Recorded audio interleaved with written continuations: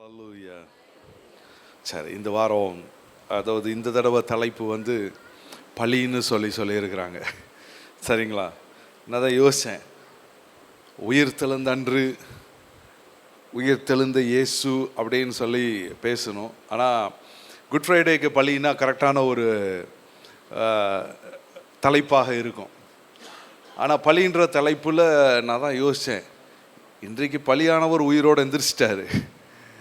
அவர் தான் உலகத்தின் பாவங்களை சுமந்து தீர்க்கிற தேவ ஆட்டுக்குட்டி. உலகத்தின் பாவங்களுக்காக, மனுக்குலத்தின் மீட்புக்காக பலியானவர். ஆனால் இன்னைக்கு உயிரோடு எந்திரிச்சிட்டாரு. உயிர் தெழுந்த அந்த நாளை இன்றைக்கு காலையில் நீங்கள் ஞாயிற்றுக்கிழமை எல்லாரும் சர்ச்சுக்கு போய் கொண்டாடி இருப்பீங்க. இன்றைக்கி சாயந்தரம் ஒரு வார்த்தையை ஆண்டவர் பேசணும் அப்படின்னு சொல்லி நான் கேட்டப்போ, ஆண்டவர் நிறைய வார்த்தைகளாக சொல்லி இன்றைக்கு அனுப்பிச்சிருக்கிறார். அதனால் கதை சொல்ல போகிறது கிடையாது. சரிங்களா? நிறைய வசனங்களை பார்க்க போகிறோம். எத்தனை பேருக்கு வசனங்களை கேட்கணுன்னு ஆசையாக இருக்குது?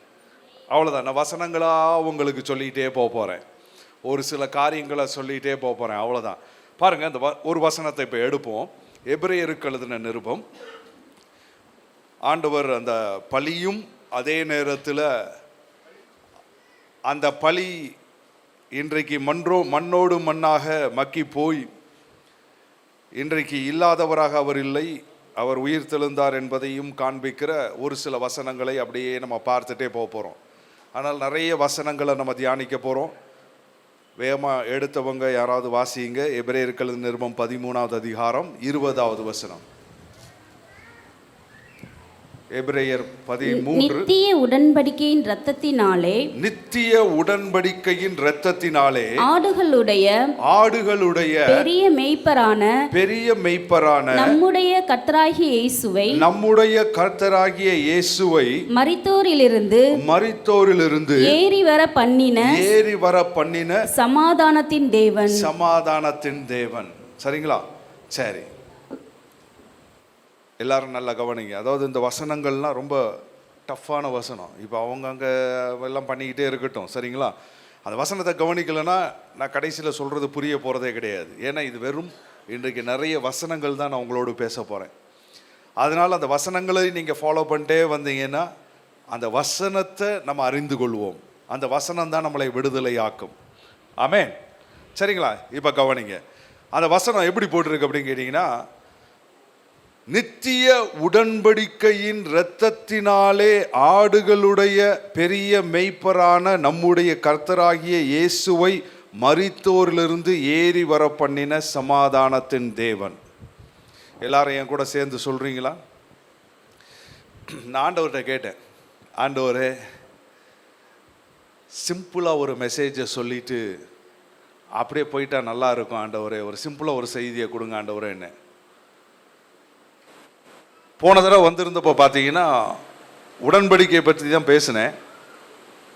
அதுலேயும் பார்த்தீங்கன்னா நிறைய வசனங்கள் எசேக்கியேலிருந்து அந்த பகுதியிலிருந்தெல்லாம் பேச போகும்பொழுது அந்த வசனம் எப்படி இருந்துச்சு அப்படின்னு கேட்டிங்கன்னா, என்கிட்ட ஃப்ளோ ஆகிட்டே இருந்தது. அப்போ தான் கவனித்தேன், என்னடா சாதாரணமாக இருக்கிற மாதிரி இருக்கிறாங்க, ஆனால் வசனத்தை உள்வாங்கிறாங்க அப்படின்னு நினச்சேன். இன்னைக்கு காலையில் ஆண்டவர்கிட்ட கேட்க போகும்பொழுது, ஏன்னா இன்னைக்கு காலையில் ஒரு உயிர் தெழுந்த செய்தியை பேசிட்டு வந்திருக்கிறேன்.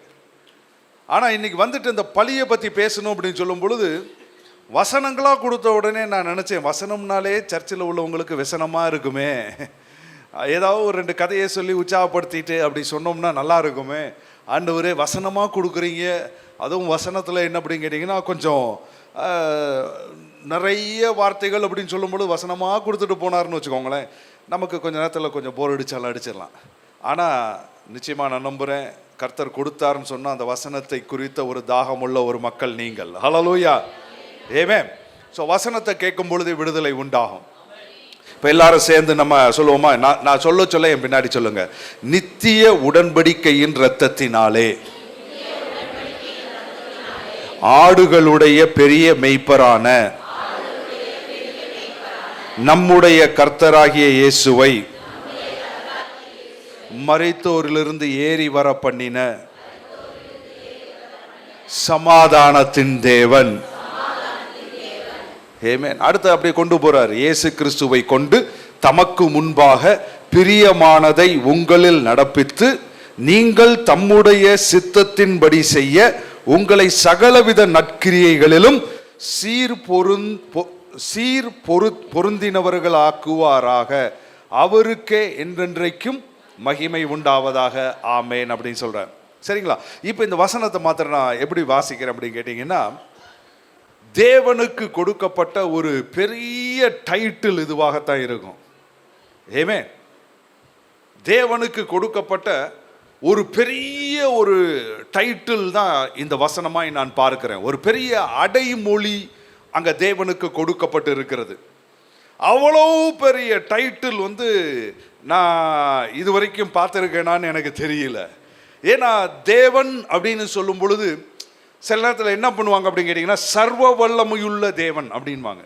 அப்படின்னா அவர் என்ன அப்படின்னு கேட்டிங்கன்னா, எல் ஷடாய் கர்த்தர் அப்படின்னு சொல்லும் பொழுது, இவர் கர்த்தர் மாத்திரமல்ல, வல்லமையுள்ள கர்த்தர் மாத்திரமல்ல, சர்வ வல்லமையுள்ள கர்த்தர் அப்படின்னு ஒரு அடைமொழி இருக்கும் பாருங்க. முன்னாடி நம்ம ஊரில் பார்த்தீங்கன்னா புரட்சி தலைவர் அப்படின்னு சொன்னால் அது ஒரு அடைமொழி.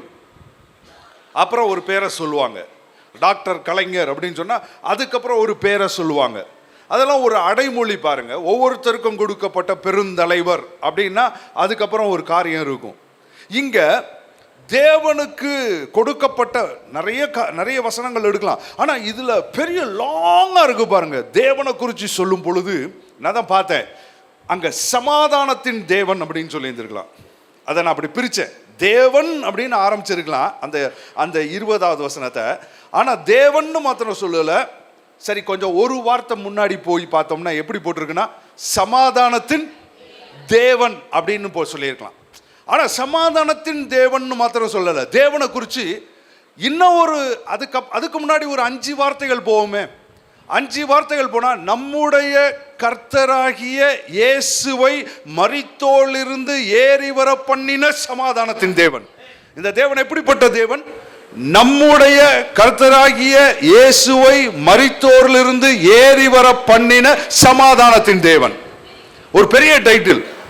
அந்த டைட்டிலோட முடியல பாருங்க. அதுக்கும் முன்னாடி நான் ஒரு 3 வசனம் முன்னாடி போறேன். அதுல எப்படி போட்டிருக்குன்னா, ஆடுகளுடைய 3 வார்த்தைகள், 3 வசனம் போயிடாதீங்க, 3 வார்த்தைகள் தான். 3 வார்த்தைகள் முன்னாடி போனா எப்படி போட்டிருக்குன்னா, ஆடுகளுடைய பெரிய மேய்ப்பரான நம்முடைய கர்த்தராகிய இயேசுவை மரித்தோரிலிருந்து ஏறி வர பண்ணின சமாதானத்தின் தேவன். இந்த தேவன் எப்படிப்பட்ட தேவனா? எவ்வளவு பெரிய அந்த எபிரேய ஆக்கியோனுக்கு எப்படிதான் இந்த வார்த்தைகள் எல்லாம் கிடைச்சிச்சுன்னு தெரியல. நமக்கு தேவனை குறித்து சொல்றதுக்கு ஒரு வார்த்தை 2 வார்த்தை வருதுன்னா, அவர் சொல்லி இருக்கிறாரு அதாவது ஆடுகளுடைய பெரிய மேய்ப்பரான நம்முடைய கர்த்தராகிய இயேசுவை மரித்தோரிலிருந்து ஏறி வர பண்ணின சமாதானத்தின் தேவன். அவ்வளவு பெரிய டைட்டிலோட நிப்பாட்டல. அதுக்கு முன்னாடி ஒரு 3 வார்த்தைகள் முன்னாடி போவோம். அதுல இருந்து தான் ஆரம்பிக்கிறாரு. நித்திய உடன்படிக்கையின் இரத்தத்தினாலே ஆடுகளுடைய பெரிய மெய்ப்பரான நம்முடைய கர்த்தராகிய இயேசுவை மரித்தோரிலிருந்து ஏறி வர பண்ணின சமாதானத்தின் தேவன். இந்த தேவனை குறிச்சு அடைமொழி போய்கிட்டே இருக்கு பாருங்க. ஏன்னா இந்த வசனத்தை உங்க புரிய வைக்கிறதுக்காக, அதுக்காக தான் சொல்றேன். இவர் தான் பலி, இவர் தான் மெய்ப்பர்னா அவர் தான் பிரதான ஆசாரியர், அவர் தான் மரிச்சாரு, அவர் தான் ஏறி வந்தாரு. அவரை ஏறி வர பண்ணினவர் யாரு? தேவன். பாருங்க, எல்லாமே அந்த வசனத்துக்குள்ள அடங்கி இருந்துச்சு. நான் தான் யோசிச்சேன், உயிர்த்தெழுந்த அன்று நான் பலியை பத்தி எப்படி பேசுறது? குட் ஃப்ரைடே பேசலாம், இன்னைக்கு எப்படி பேசுறதுன்னு சொல்லும் பொழுது ஆண்டவர் கொடுத்த ஒரு வார்த்தை தான் நித்திய உடன்படிக்கையின் இரத்த. பவர்ஃபுல் பாருங்க, என்ன வார்த்தைகள் யூஸ் பண்ணிருக்காரு. நித்திய உடன்படிக்கையின் இரத்தத்தினாலே ஆடுகளுடைய அந்த இரத்தத்தினாலே, அந்த இரத்தத்தினால், நித்திய உடன்படிக்கையின் இரத்தத்தினாலே ஆடுகளுடைய பெரிய மெய்ப்பரான நம்முடைய கர்த்தராகிய இயேசுவை எப்படி சொல்றாரு? ஆடுகளுடைய பெரிய மெய்ப்பரான நம்முடைய கர்த்தராகிய இயேசுவை மரித்தோரிலிருந்து ஏறி வர பண்ணின சமாதானத்தின் தேவன். ஆமென். அதிலே முழு செய்தியும் அடங்கிருச்சு. எல்லாரும் சொல்லுங்க, முதல் எடுத்தோன்னே இந்த நித்திய உடன்படிக்கையின் இரத்தத்தினாலே. எல்லாம் பிரதர் சொன்னாங்க, கை இருக்கிறவங்க தட்டுங்கன்னாங்க. இல்லை இல்லை, நீங்க தட்ட வேண்டாம், இப்ப வாய் இருக்கிறவங்க சொல்லுங்க. சரிங்களா? அதுக்காக தான் சொல்றேன், நித்திய உடன்படிக்கையின் இரத்தத்தினாலே. இந்த வசனங்கள் எல்லாம் இப்ப எதுக்கு கேட்டுட்டு நம்ம நினைப்போம், இந்த வசனங்களை நீங்க கேட்கவே இந்த வசனம் நம்முடைய ஆகாரம், இந்த வசனம் தான் நம்முடைய விடுதலை. ஏமே இன்னைக்கு சுத்தமாகிறதுக்கு நம்ம எங்கேயும் போய் தேடிட்டு யாரோ ஒருத்தவங்க வந்து நம்மளைய இது பண்ணி அப்படிலாம் விடுதலையெல்லாம் தேவையில்லை. பாருங்க, என்னுடைய உபதேசத்தினாலே நீங்கள் இப்பொழுதே சுத்தமாக இருக்கிறீர்கள் அப்படின்றார். யோவான் 15:3 சொல்றாரு, என்னுடைய உபதேசத்தினாலே சுத்தமாய். இந்த வசனத்தை கேட்டாலே அது சுத்த ஜலம். பாருங்க, ஏதோ உட்கார்ந்து கொஞ்சம் காது கொடுத்து கேட்டுட்டே இருங்க, அந்த வசனம் உங்களை சுத்தமாக்கிட்டே இருக்கும். பாருங்க, அந்த ஆரம்பிக்கும் போது சொல்றாரு, நித்திய உடன்படிக்கையின் இரத்தத்தினாலே. எல்லாம் சொல்லுங்க, நித்திய உடன்படிக்கை. பாருங்க, இதுதான் இதுல ஒரு பெரிய விசேஷமே. நல்லா கவனிங்க, இந்த உலகத்துல எந்த உடன்படிக்கையும் நித்தியம் கிடையாது. ஒரு 2 தலைவர்கள் அவங்க உடன்படிக்கை பண்றாங்கன்னு வச்சுக்கோங்களேன், 2 கோத்திர பிதாக்கள் அவங்க உடன்படிக்கை பண்றாங்க அப்படின்னு சொன்னா, அவங்க உடன்படிக்கை அதுக்கு ஒரு ரத்தம் சிந்தப்படணும். அந்த உடன்படிக்கை எவ்வளவு காலம் அந்த உடன்படிக்கை நிற்கும் அப்படின்னு சொன்னா, அந்த உடன்படிக்கை ஒரு தலைமுறை வரைக்கும் தான் நிற்கும். எது வரைக்கும் நிற்கும் அப்படின்னு கேட்டீங்கன்னா, அந்த தலைவர்கள்ல ஒருத்தர் மறுச்சு போயிட்டான்னா அவ்வளவுதான், அந்த உடன்படிக்கை அதோட முடிஞ்சிருச்சு. மரணத்தோட அந்த உடன்படிக்கை நின்று விடும். இந்த உலகத்துல பண்ற எல்லா உடன்படிக்கையும் அதுதான். உடன்படிக்கை அப்படின்னு சொன்னா என்ன அப்படின்னா, எபிரேய மொழியில் எப்படி போட்டிருக்குன்னா, பெரித் அப்படின்ற ஒரு பதம் பயன்படுத்தப்பட்டிருக்கிறது. பெரித் அப்படின்னு சொன்னா ரத்தம் சிந்துகிற விதமாய் வெட்டப்படுதல். அதுதான் கவனன்ட் என்பதற்கு அர்த்தம். பெரித்ன்றதுக்கு அர்த்தமே இதுதான், ரத்தம் சிந்தப்படுகிற விதமாய் வெட்டப்படுதல். அப்ப இந்த உடன்படிக்கை ஒரு 2 பேர் எதிரெதிராய் இருக்கக்கூடிய ஜாதி ஜனங்கள், இப்ப நம்ம சமாதானமா போவோம்பா, நம்ம 2 பேரும் ஒரு உடன்படிக்கைக்குள்ள வந்துருவோம், நீயும் நானும் ஒரே குடும்பம் மாதிரி, இனி உன் குடும்பம் என் குடும்பம் மாதிரி, என் குடும்பம் உன் குடும்பம் மாதிரி, நீ நானும் ரத்தத்தின் ரத்தமே அப்படின்ற ஒரு உடன்படிக்கைக்குள்ள அவங்க வந்துட்டாங்க அப்படின்னு சொல்லும் பொழுது, அங்க ஒரு பழி செலுத்தப்படும், ஒரு ரத்தம் சிந்தப்படும், அந்த உடன்படிக்கை செய்யப்படும். அதுக்கப்புறம் அந்த உடன்படிக்கையே அவங்க என்ன பண்ணணும் அப்படின்னு கேட்டீங்கன்னா, நிச்சயமான முறையில கை கொள்ளணும் அந்த உடன்படிக்கை. ஆனா அந்த உடன்படிக்கை எவ்வளவு காலம் செல்லும் அப்படின்னு கேட்டீங்கன்னா, ஒரு மரணத்தோட ஒரு தலைமுறையோட ஏறக்குறைய அந்த உடன்படிக்கை நின்று விடும். இப்போ ஒரு உதாரணத்துக்கு நான் சொல்றேன் பாருங்க, திருமண உடன்படிக்கை அப்படின்னு சொல்லி தெரியும். கணவன் மனைவி என்பதும் ஒரு உடன்படிக்கை தான், திருமண உடன்படிக்கை. அந்த உடன்படிக்கை செய்ய போகும்பொழுது அவங்க எப்படி சொல்லுவாங்கன்னா, மரணம் நம்மை பிரிக்கும் வரை, அந்த ஒரு வேர்டை சொல்லுவாங்க, மரணம் நம்மை பிரிக்கும் முறை. அப்படின்னா என்ன அர்த்தம் அப்படின்னு கேட்டீங்கன்னா, ஒன்னு கணவன் இறந்துட்டாருன்னா மனைவி அந்த உடன்படிக்கையில இருந்து விடுதலை ஆயிடுறாங்க. மனைவி இறந்துட்டா கணவன் அந்த உடன்படிக்கையிலிருந்து விடுதலை ஆயிடுறாங்க. மரணம் என்பது அந்த உடன்படிக்கைக்கு ஒரு முற்றுப்புள்ளி வைக்கிறதா இருக்கிறது. அதுவரைக்கும் அந்த உடன்படிக்கை செயல்பாட்டில் இருக்குது. மரணம் என்பது என்ன அப்படின்னு கேட்டீங்கன்னா, ஒரு முற்றுப்புள்ளி வைக்கிறது. அதனால இந்த உலகத்துல எந்த உடன்படிக்கையும் என்ன இல்லை அப்படின்னு கேட்டீங்கன்னா, நித்திய உடன்படிக்கையே கிடையாது. ஆனா இங்க ஒரு நித்திய உடன்படிக்கையை பார்க்கிறோம். அதான் இதனுடைய விசேஷமே. இந்த உலகத்தில் இருக்க எல்லா உடன்படிக்கையும் மரணம் ஒரு முற்றுப்புள்ளி வச்சிருது. அதுக்கப்புறம் உடன்படிக்கை செல்லாது. ஆபிரகாமோட அபிமெலேக்கு உடன்படிக்கை பண்றாருன்னு வச்சுக்கோங்களேன். ஆபிரகாம் இறந்ததுக்கு அப்புறம் ஈசாக்கை பத்தி அவருக்கு கவலையே கிடையாது. திருப்பி ஈசாக்கு சமாதானம் பண்ணோம்னா ஈசாக்கும் அபிமெலேக்கும் ஒரு உடன்படிக்கை பண்ண வேண்டியதா இருக்குது.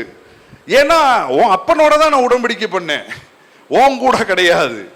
அப்ப இங்க திரும்ப வரும்பொழுது ஒரு உடன்படிக்கை. இதுதான் பாருங்க, அந்த உடன்படிக்கை மாறுகிறதாவே இருக்குது. ஏன்னா மரணம் என்பது அந்த உடன்படிக்கைக்கு ஒரு முற்றுப்புள்ளி வச்சிருது, டெம்பரவரி ஆக்கி விடுது, அநித்தியமாக்கிறது, நித்தியம் கிடையாது. ஆனா இந்த உடன்படிக்கை நித்திய உடன்படிக்கை. ஏன் அப்படின்னு கேட்டீங்கன்னா, இந்த உடன்படிக்கை மரணத்தில் இருந்து தான் ஆரம்பிக்குது. ஹல்லேலூயா! எத்தனை பேர் இதை கவனிக்கிறீங்க? ஏன் எல்லா உடன்படிக்கையும் மரணம் என்ன பண்ணிருதுன்னா ஒரு முடிவுக்கு கொண்டு வந்துருது. ஆனா இந்த உடன்படிக்கை மரணத்தில் இருந்து தான் ஆரம்பிக்குது. ஹல்லேலூயா! பாருங்க, வெளிப்படுத்தல் விசேஷம் 1வது அதிகாரம் 18வது வசனம். வெளிப்படுத்துதல் 1:18. எல்லாருக்கும் தெரிஞ்ச வசனம் தான். மரித்தேன், ஆனாலும் இதோ சதா காலங்களிலும் உயிரோடு இருக்கிறேன். யார் சொன்ன இந்த வார்த்தையை? ஆண்டவராகிய இயேசு கிறிஸ்து சொன்னார். பாருங்க, மரித்தேன் ஆனாலும் இதோ சதா காலங்களிலும் உயிரோடு இருக்கிறேன். எதுக்கு இந்த வசனத்தை எடுக்கிறேன் அப்படின்னு கேட்டீங்கன்னா, இந்த உடன்படிக்கை என்ன உடன்படிக்கை?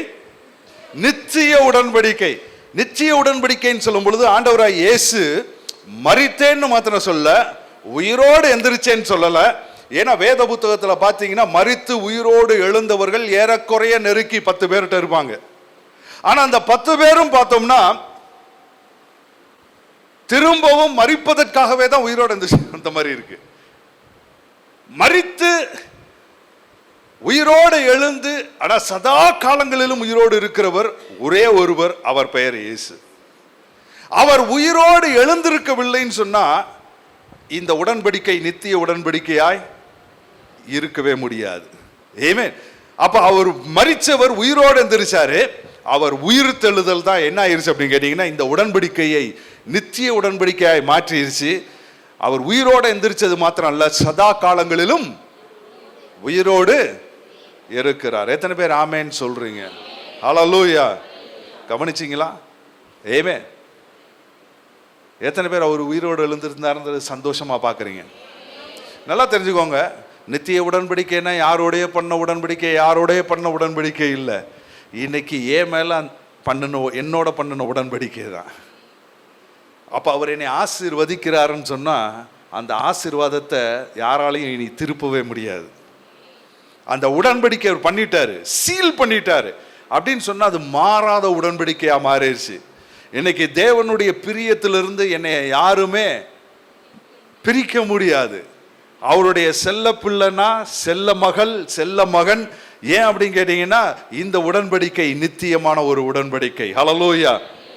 அப்ப எதுக்கு நீங்க கவலைப்பட்டு ஒரு மாதிரி சோகமா உட்கார்ந்து இருக்கிறீங்க உயிர் தெழுந்த நாளன்று? ஹல்லேலூயா. எல்லாரும் கொஞ்சம் சிரிச்ச பக்கத்துல பார்த்து சொல்லுங்க, நம்ம ஆண்டவர் செத்து மாத்திரம் போல செத்தவர் உயிரோடு எந்திரிச்சிட்டார். ஹல்லேலூயா. நம்ம சோகமாவே இருக்கக்கூடாது. பலியானவர் உயிரோட எந்திரிச்சிட்டாரு. அதான் அங்க இருக்கிற விசேஷமே. பாருங்க, நான் அதான் அந்த ஒரே ஒரு வசனத்தை போடுங்களேன். மத்தேயு 28, திடீர்னு அது ஞாபகம் வருது, அந்த இடத்துக்கு போயிட்டு வரேன். மத்தேயு 28:5, 5வது வசனம், 5வது வசனம், 6வது வசனம். மத்தேயு 28:5-6. தூதன் அந்த ஸ்திரீயை நோக்கி நீங்கள் பயப்படாதிருங்கள், சிலுவையில் அறையப்பட்ட இயேசுவை தேடுகிறீர்கள் என்று அறிவேன். அவர் இங்கே இல்லை, தாம் சொன்னபடியே உயிர்த்தெழுந்தார். கர்த்தரை வைத்த இடத்தை வந்து பாருங்கள். தேவதூதன் பாருங்க, அதுல ஒரே ஒரு காரியத்தை மாத்திரம் காண்பிக்கிறேன். தேவதூதன் அந்த ஸ்திரீகளை பார்த்து சொல்றாரு, சிலுவையில் அறையப்பட்ட இயேசுவை தேடுகிறீர்கள் அப்படின்னு எனக்கு தெரியும் அப்படின்னு சொல்றாரு. சொல்லும் பொழுது என்ன சொல்றாருன்னா, சிலுவையில் அறையப்பட்ட இயேசுவை தேடுகிறீர்கள். அடுத்த 6வது வசனத்துல சொல்றாரு, என்ன சொல்றாருன்னா, அவர் இங்கே இல்லை, தாம் சொன்னபடியே உயிர்த்தெழுந்தார். கர்த்தரை வைத்த இடத்தை வந்து பாருங்கள். இங்க ஒரே ஒரு காரியத்தை காண்பிக்கிறேன். 5வது வசனத்துல சொல்றாரு சிலுவையில் அறையப்பட்ட இயேசு. 6வது வசனத்துல சொல்றாரு கர்த்தரை வைத்த இடம். நான் தான் யோசிச்சு பார்த்தேன். நசரேனாகிய இயேசுவை நீங்க தேடுறீங்க, மனுஷகுமாரனாகிய இயேசுவை நீங்க தேடுறீங்க, தேவகுமாரனாகிய இயேசுவை நீங்க தேடுறீங்க, இயேசு கிறிஸ்துவை தேடுறீங்க அப்படின்லாம் சொல்லல. தேவதூதன் சொல்றான், சிலுவையில் அறையப்பட்ட இயேசுவை நீங்கள் தேடுகிறீர்கள். ஸ்பெசிபிக்கா சொல்றான். இந்த இயேசு யாரு? அப்படிதான் பார்க்கணும். எப்பவுமே பைபிள்ல என்ன அடமொழி கொடுத்தங்க சொல்லப்பட்டிருக்கு, அதுதான் அவருக்கு அடையாளமா அங்க சொல்லப்பட்டிருக்கு. இப்ப நீ என்ன தேடுறன்னா, சிலுவையில் அறையப்பட்ட இயேசுவை தேடுற. அவர் இங்கே இல்ல, உயிர்த்தெழுந்தார் சொன்னபடி கர்த்தரை வைத்த. இவ பாருங்க, அதே தேவதூதன் இங்க சிலுவையில் அறையப்பட்ட இயேசுன்றார், இங்க கர்த்தர்ன்றார். கர்த்தர்னு சொல்லும் பொழுது ஆண்டவரேன்னு சொன்னா அடோனா என்று அர்த்தம், கர்த்தர்னு சொன்னா யெகோவா என்று அர்த்தம். அப்ப அவர் என்ன சொல்றாருன்னா, சிலுவையில் அறையப்பட்ட இயேசுதான் யெகோவா அப்படின்றாரு, யாவேன்றாரு. சிலுவையில் அறையப்பட்ட இயேசுவ தேவதூதன் அடுத்தது கர்த்தர்னு சொல்றாருன்னா, அதுக்கு நடுவுல ஒரு காரியம் நடந்துருச்சு. அவர் இங்கே இல்லை சொன்னபடி உயிர் தெழுந்தார். ஹல்லேலூயா. அந்த ஒரு காரியம் நடக்கலன்னா நல்லா தெரிஞ்சுக்கோங்க, சிலுவையில் அறையப்பட்டு மண்ணோடு மண்ணா மக்கி போயிருந்தார்னா நீங்களும் நானும் என்ன பண்ணி இருப்போம் அப்படின்னு கேட்டீங்கன்னா, ஏதோ ஒரு புரட்சி பண்ணுகிற ஒரு புரட்சியாளன் வந்து மனுமக்களினுடைய விழிப்புணர்வுக்காக நல்ல போதகங்களை போதித்து அவர் கல்வர்களாலே கொலை செய்யப்பட்டு ஒரு தியாகியாக மரித்து போனார்னு சொல்லி மலர் வளையம் வச்சுட்டு வந்திருப்போம், அவ்வளவுதான். ஆனா அதே சிலுவையில் அறையப்பட்டவர் இன்னைக்கு கர்த்தர்னு நம்ம சொல்றோம்னா ஏன் சொல்றோம் அப்படின்னு கேட்டீங்கன்னா, நடுவுல ஒரு உயிர் தெழுதல் நடந்தது. அவர் இங்கே இல்லை சொன்னபடி உயிர் தெழுந்தார். அதுல நல்லா கவனிங்க, அந்த தேவதூதன் ஏன் சொல்றாருன்னா, சிலுவையில் அறையப்பட்டவர் தான் இல்லைன்றதை ஏன் காமிக்கிறார்னா, உயிர் தெழுந்தவர் அவர் தான். நான் சொல்றது புரியல, நான் இன்னும் ஒரு உதாரணத்தை சொல்றேன்.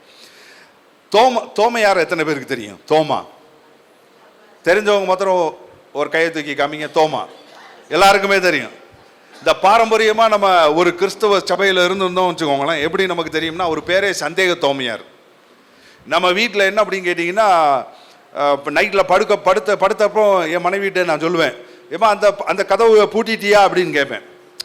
அவங்க உடனே சொல்லுவாங்க, சந்தேக தோமையார் மாதிரி எதையாவது சந்தேகத்தை கிளப்பிட்டு இருக்காதீங்க, பூட்டிட்டேன்பா ஒழுங்கா அப்படின்வாங்க. அந்த சந்தேக தோமையார் எப்பெல்லாம் வருவார் அப்படின்னு கேட்டிங்கன்னா, எப்பெல்லாம் சந்தேகத்தை தூண்டிட்டோமோ அப்பெல்லாம் சந்தேக தோமையார்ன்றோம். ஆனால் அவர் சந்தேக தோமையார் நம்ம சொல்கிறோம் பாருங்க, அவர் வந்து ஒரு காரியத்தை கேட்குறாரு. சும்மா ஒரு சாதாரண காரியம் கிடையாது பாருங்க. அவர் என்ன சொல்றாருன்னா, அவர் இல்லாதப்ப வந்து ஆண்டவர் வந்து என்ன பண்றாருன்னா காட்சி கொடுத்துட்டு போயிட்டார். இவர் வந்து கேட்க போகும்பொழுது ஆண்டவர் வந்தாருன்றாங்க. அப்ப அவர் சொல்றாரு, நான் அவருடைய கையில் இருக்கிற காயங்களை பார்த்தால் ஒழிய, விழாவில கையை விட்டு பார்த்தால் ஒழிய நான் நம்ப மாட்டேன் அப்படின்றாரு. அது எதுக்கு அப்படின்னு கேட்டீங்கன்னா, அவருக்கு ஒண்ணு தெரியணும். என்ன அப்படின்னு கேட்டீங்கன்னா, இந்த இயேசுவை நாங்க கண்ணார பார்த்தோம், அவ்வளவு கொடூரமான கொலை செய்தாங்க. ஏன்னா இந்த சிலுவை மரணம்ன்றது இன்னைக்கு 21வது நூற்றாண்டுல நம்ம சிலுவையை எல்லா சர்ச்சு மேலையும் பார்த்து பார்த்து நமக்கு சிலுவைனா சந்தோஷமா இருக்கு. ஆனா முதல் நூற்றாண்டுல சிலுவைனாலே, அந்த மரணம்னாலே அந்த பயத்திலே செத்தவங்க நிறைய பேர் இருக்கிறாங்க. ஒரு கொடூரமான ஒரு மரண தண்டனை தான் சிலுவை மரணம் என்பது. அந்த சிலுவை மரணத்தில் கொடூர விதமாக அடிக்கப்பட்டு நொறுக்கப்பட்டவராய் இயேசு கொலை செய்யப்பட்டதை பார்த்துட்டாங்க. இப்ப இவருக்கு என்ன தெரியணும்னா, நீ பார்த்தது அவர்தானா? நீங்க வந்து ஒருத்தர் வந்துட்டாருன்னு சொல்றீங்க, அவர் சொல்றாரு, நான் அந்த காயங்களை பார்க்கணும், விழால கைய போட்டு பார்க்கணும், அந்த சிலுவையில் அறையப்பட்ட இயேசுதான் உயிர் தெழுந்து வந்தாரா அப்படின்றது நான் பார்க்கலன்னு வந்துட்டு அவர் தோமையாருக்காகவே வர்றாரு. 8வது நாளில் வந்து திருப்பி என்ன பண்றாரு அப்படின்னு கேட்டீங்கன்னா, பாருப்பா விழால கையை போட்டு பாருப்பான்னு சொன்ன உடனே, அதை பார்த்த உடனே அவர் சொல்ற ஒரு வார்த்தை என்ன அப்படின்னு கேட்டீங்கன்னா, என் ஆண்டவரே என் தேவனே அப்படின்றார். 2 வார்த்தை சொல்றாரு, என் ஆண்டவரே என் தேவனே அப்படின்றார். தேவனேனா என்ன அர்த்தம் தெரியுமா? எலோஹிம், ஆதியிலே தேவன் வானங்களையும் பூமியையும் சிருஷ்டித்தார். அந்த இடத்துக்கு கொண்டு போயிட்டார் தோமையார். எந்த அளவுக்கு கொண்டு போயிட்டார்னா, நீர் தான் அப்படி சிலுவையில் அகோரமாய் மரிச்சவர், இன்னைக்கு அதை ஜெயிச்சு உயிரோட வந்துட்டீர்னு சொன்னீர்னா நீர் தான் தேவன். அதான் தேவதூதன் சொல்றாரு. என்ன சொல்றாருன்னா, சிலுவையில் அறையப்பட்ட இயேசுதான் இப்ப இங்க இல்ல, மரணத்தை ஜெயிச்சுட்டாரு. மரணத்தை ஒரே ஒருத்தர் தான் ஜெயிக்க முடியும், அவர் தான் கர்த்தர். ஹல்லேலூயா, ஆமென். அந்த மரிச்ச இயேசு தான் இன்னைக்கு உயிரோட எழுந்திருக்கிறாரு. அதனாலதான் அவர் சொல்றாரு, இப்ப இந்த நித்திய உடன்படிக்கை. ஏன் நித்திய உடன்படிக்கைனா, நான் இப்ப எப்பொழுதும் உயிரோடு இருக்கிறேன் அப்படின்னு மாத்திரம் சொல்லல பாருங்க. ஆண்டவர் வந்து அதையும் கொண்டு வர்றாரு. மரித்தேன் ஆனால் சதா காலங்களிலும் உயிரோடு இருக்கிறேன் அப்படின்றாரு. அப்ப என்ன அப்படின்னு கேட்டீங்கன்னா, அவர் உயிர் தெளவில்லை, உயிரோடு இல்லைன்னா இது நித்தியமான உடன்படிக்கையா இருக்க முடியாது. அதே நேரத்தில் அவர் மரிக்கவில்லை என்றால் இது உடன்படிக்கையாகவே இருக்க முடியாது. நான் தான் இப்படி எழுதி வச்சிருக்கிறேன். மரிக்கவில்லை என்றால் இது சாத்தியமில்லை. ஏன்னா உடன்படிக்கையில் என்ன பண்ணணும்? இரத்தம் சிந்தப்படுகிற விதமாக வெட்டப்பட வேண்டும். அவர் தன்னுடைய கடைசி சொட்டு ரத்தம் வரைக்கும் சிந்தினார். அப்பதான் அது ஒரு உடன்படிக்கையா மாறும். ஆனா அந்த உடன்படிக்கையோட ஒரு நிப்பாட்டல மறுபடி உயிரோடு வந்து எப்பொழுதும் உயிரோடு இருக்கிறதுனால இது நித்திய உடன்படிக்கையாக மாற்றிட்டார். இனி இந்த நித்திய உடன்படிக்கையை எத்தனை மந்திரவாதி வந்தாலும் மாற்றி அமைக்க முடியாது. பீலையா மந்திரவாதி வரான், அந்த பகுதியிலேயே அவன் தான் பெரிய மந்திரவாதி.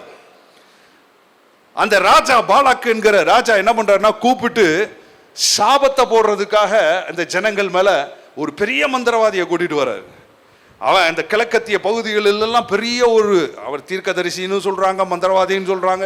அப்படிப்பட்ட ஒரு மனுஷன் வந்துட்டு சொல்றான், இவங்க மேல சாபமே போட முடியாது, இந்த ஜனங்கள் ஆசீர்வதிக்கப்பட்டவர்கள் அப்படின்னு சொல்லிட்டு.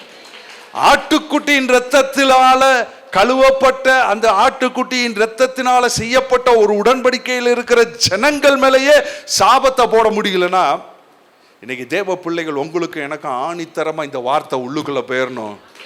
ஏமே, நானும் என் குடும்பமும் என் பிள்ளையும் என் வியாபாரமும் நான் செய்யற தொழிலும் ஒரு நாளும் ஒடுங்கி போவதில்லை, ஒரு நாளும் முடங்கி போவதில்லை. நாங்கள் விருத்தி அடைவோம். எங்களை கர்த்தர் வர்த்திக்க பண்ணுவார். அந்த ஆசீர்வாத நித்திய நித்திய நித்திய நித்தியமாய் தலைமுறை தலைமுறைக்கும் எங்கள் மேல் தங்கும்படி அவரே மரித்து பலியாகி இன்றைக்கு நித்தியமாய் இருக்கும்படியாக உயிரோட எழுந்து இன்றைக்கும் ஜீவிக்கிறார். எத்தனை பேர் இதை விசுவாசிக்கிறீங்க? இந்த உடன்படிக்கை தான் நித்திய உடன்படிக்கை. பாருங்க, அந்த நித்திய உடன்படிக்கையின் ரத்தம் அப்படின்னு வருது பாருங்க. அந்த நித்திய உடன்படிக்கையின் ரத்தத்தினாலே அப்படின்னு அது ஆரம்பிக்குது. நித்திய உடன்படிக்கையின் ரத்தத்தினாலே. அப்ப அந்த ரத்தத்துக்கே எப்படிப்பட்ட ஒரு பேர்னா நித்திய உடன்படிக்கையின் ரத்தம் அப்படின்னு கொண்டு வந்தேன். சாதாரண ரத்தம் இல்ல, நித்திய உடன்படிக்கை. இது ஒரு உடன்படிக்கையின் ரத்தம்.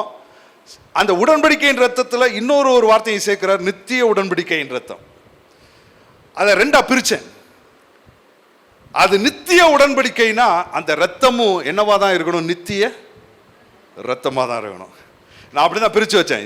It is eternal covenant, eternal blood. ஏன் அப்படின்னு கேட்டீங்கன்னா, ஏன் நித்திய ரத்தம்னு நான் சொல்றேன் அப்படின்னு கேட்டீங்கன்னா, ஒரு மனிதனுடைய ரத்தம் இல்ல ஒரு ஆட்டுக்குட்டியினுடைய ரத்தம், ஒரு காளையினுடைய ரத்தம் வெட்டப்பட்டு சிந்தப்படும்னு சொன்னா அது உறைந்து போய் அதுக்கப்புறம் அந்த ரத்தத்தை என்னதான் மொய்க்கும்? ஈக்கள் தான் மொய்க்கும். அந்த ரத்தம் அவ்வளோதான், செத்து போயிடும். அந்த ரத்தம் சிந்தப்பட்டுச்சுனாலே அந்த ரத்தம் அவ்வளோதான் உறைஞ்சு போய் அந்த ரத்தத்தில் இருக்கிற உயிரெல்லாம் போயிடும். அதோட அது முடிஞ்சிச்சு. அந்த ரத்தம் எதுக்குமே பிரயோஜனப்படாது சிந்தப்பட்டுருச்சுன்னா. ஆனா இவருடைய ரத்தம் நித்திய ரத்தம். It is eternal blood. அந்த ரத்தம் செத்து போகாது. அந்த ரத்தம் என்றென்றைக்கும் ஜீவிக்கிறதா இருக்கிறது. இந்த ரத்தம் சிந்தப்பட்டதான இந்த ரத்தம் சிந்தப்பட்டுச்சு. நல்லா தெரிஞ்சுக்கோங்க. பெல்செபூப் அப்படின்னு சொன்னா ஒரு இடத்துல சொல்லுவாங்க, அந்த பெயல்செபூப் ஆவியினால தான் நீ செய்கிறீர் அப்படின்னு சொல்லுவாங்களே. ஏன்னா பிசாசுகளின் ஒரு தலைவன் அவன். பெயல்செபூப்ன்றதுக்கு அர்த்தம் என்ன தெரியுமா? அவன் ஈக்களின் கடவுள். He is a lord of flies. இங்கிலீஷ்ல சொன்னா லார்ட் ஆஃப் ஃப்ளைஸ், ஈக்களின் கடவுள். ஆனா ஒரு காரியம் நல்லா தெரிஞ்சுக்கோங்க, இந்த ரத்தம் சிந்தப்பட்டப்ப அந்த ஈக்களின் கடவுளையே துரத்துற அளவுக்கு அந்த ரத்தம் வல்லமையுள்ளதாய் இன்றைக்கும் ஜீவிக்கிறதாய் இருக்கிறது. ஒவ்வொரு சொட்டு ரத்தமும் அவர் சிலுவையிலிருந்து விழுந்தப்ப என்ன அப்படின்னு கேட்டீங்கன்னா, அது வெறும் மண்ணோட மண்ணா கரைஞ்சு போய் உறைஞ்சு போகல. அந்த ரத்தம் ஒவ்வொன்றும் பிசாசினுடைய தலையிலே விழுகிற ஒரு இடியை போலதான் இருந்துச்சு. பாதாளம் நடுங்குச்சு. Every drop of blood from the cross, அந்த ரத்தத்தின் வல்லமை அவ்வளவு பெரியது. அது ஒரு நித்திய ரத்தமானது. இப்ப இந்த உடன்படிக்கை அந்த நித்திய ரத்தத்தினாலே உறுதி செய்யப்பட்டதுனால இன்னைக்கு இந்த உடன்படிக்கை நித்திய உடன்படிக்கையா இருக்கிறது. ஹல்லேலூயா. இன்னொரு காரியத்தை சொல்ல பாருங்க. ஏன் இந்த ரத்தம் நித்திய ரத்தம் அப்படின்னு கேட்டீங்கன்னா, ஒரு வசனத்தை வாசிப்போம். அப்போஸ்தலர் நடபடிகள் புத்தகம் 20வது அதிகாரம் 28வது வசனம். அப்போஸ்தலர் நடபடிகள் புத்தகம் 20:28.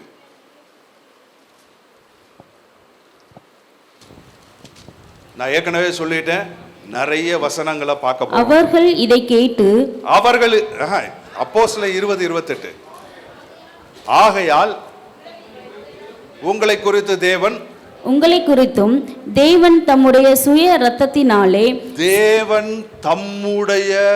சுய இரத்தத்தினாலே சம்பாதித்து கொண்ட தமது சபையை. போதும், அதுக்கப்புறம் நிறைய போயிட்டே இருக்கும். அப்ப தேவன் எப்படின்னு போட்டிருக்குன்னா, தேவன் தமது சுய இரத்தத்தினாலே சம்பாதித்த சபை. நான் தான் யோசிச்சு பார்த்தேன், நமக்கு தெரியும் ஆண்டவராய் இயேசுவின் ரத்தம் தான் சபையை மீட்டு எடுப்பதற்கு சிந்தப்பட்டது. ஆனா அப்போஸ்தலர் நடபடிகள் புத்தகத்துல தேவன் பரிசுத்த ஆவியின் மூலமா எழுதும் பொழுது அவர் சொல்றாரு, அந்த ரத்தம் ஏன் ரத்தம்ன்றார். தேவன் இயேசுவின் ரத்தத்தினாலன்னு சொல்ல எல்லா இடத்துலையும் சொன்ன இடத்துல இங்க சொல்லி இருக்கிறாரு, தேவன் தம்முடைய சுய ரத்தத்தினாலே. அப்படின்னா என்ன அர்த்தம்னா, இயேசு கிறிஸ்துவினுடைய ரத்தம் தேவனுடைய ரத்தம், பிதாவினுடைய ரத்தம். எப்படி இயேசுவினுடைய ரத்தம் பிதாவினுடைய ரத்தமா மாற முடியும்? இயேசு மாமிசத்தில் இந்த பூமியில வெளிப்பட்டார். வேதம் சொல்லுது, எபிரேயர் 2:14-15 வாசி பார்த்தீங்கன்னா, மரணத்துக்கு அதிகாரியாகிய பிசாசானவனை தம்முடைய மரணத்தினாலே அவர் ஜெயிக்கும்படி அவர் என்ன பண்றார், அழிக்கும்படி அவர் என்ன பண்றார்னா, பிள்ளைகள் மாமிசத்தையும் இரத்தத்தையும் உடையவர்களாய்,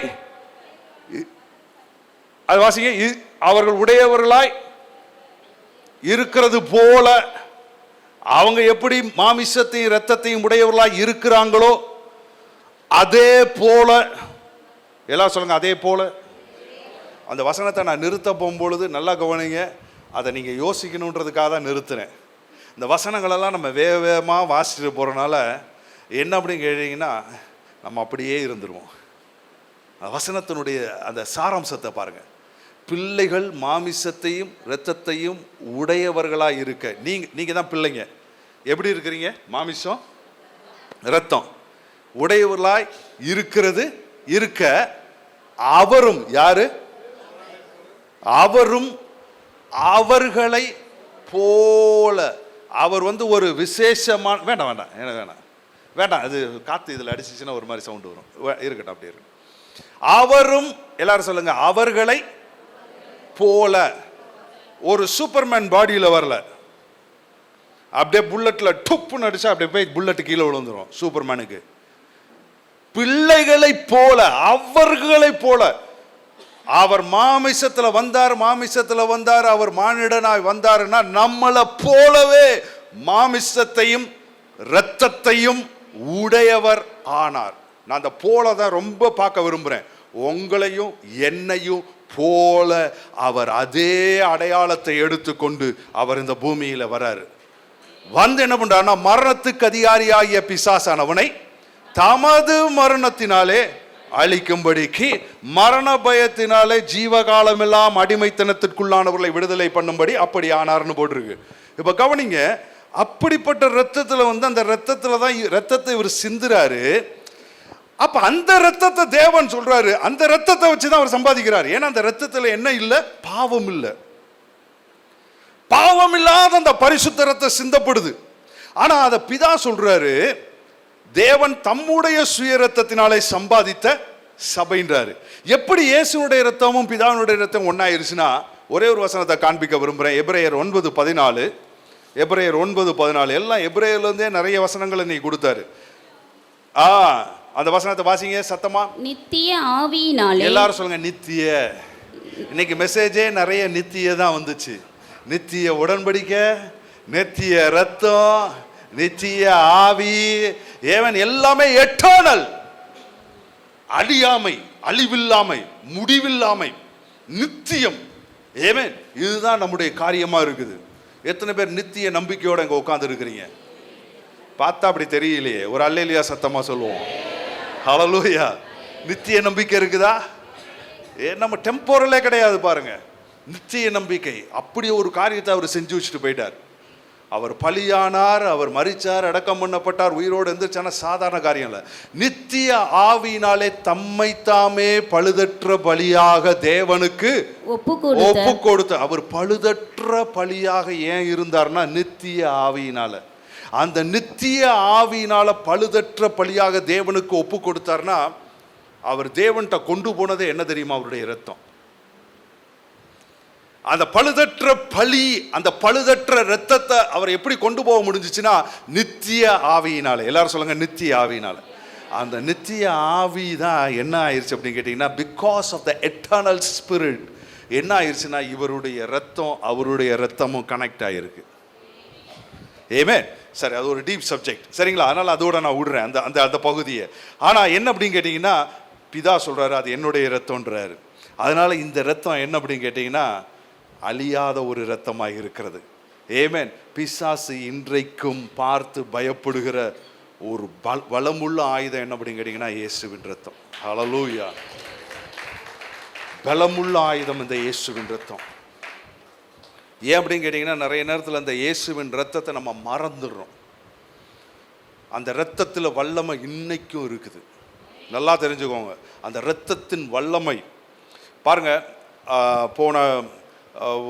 போன வாரத்தில் அந்த குட் ஃப்ரைடேக்கு முன்னாடி எங்கள் சர்ச்சில் ஒரு தொடர்ச்சியாக டெய்லி ஈவினிங் மீட்டிங் நடத்திக்கிட்டே இருக்கிறாங்க. சிலுவையை குறித்த ஒரு தியானம். அதில் ஒரு 6 நாள் பேசுகிறதுக்கு என்னை கூப்பிட்டாங்க. எனக்கு இந்த டைமு ஃப்ரைடே வெவ்வேறு இடத்துல மீட்டிங் இருந்ததுனால நான் ஒரு வாரம் 3 நாளும் அடுத்த வாரம் 3 நாளும் பேசினேன்.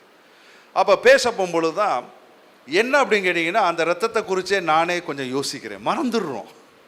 ஏன்னா பல காரியங்கள் பிரசங்கத்தில் பேசிகிட்டே போகும்போது சில காரியங்களை நம்ம என்ன பண்ணிடுறோம் அப்படின்னு கேட்டிங்கன்னா சில காரியங்கள் மறந்துடுறோம். ஆனால் இயேசுவின் ரத்தத்தை தயவு செஞ்சு மறந்துடாதீங்க. அது நமக்கு இருக்கிற பலமுள்ள ஒரு ஆயுதம்.